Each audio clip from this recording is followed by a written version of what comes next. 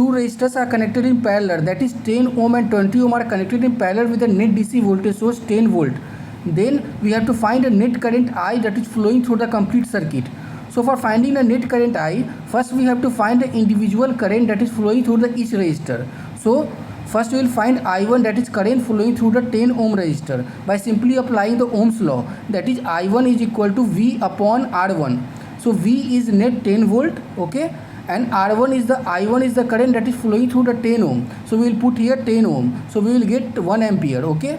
Now we will find I2, that is current flowing through the 20 ohm resistor. So that is equal to V upon R, that is Ohm's law. V is 10 volt and R is 20 ohm because I2 is flowing through the 20 ohm. We will get 0.5 amps. Now we will get net current I, that is equal to I1 plus I2, because in parallel connection total current is equal to individual current summation. So 1 plus 0.5 amps, that is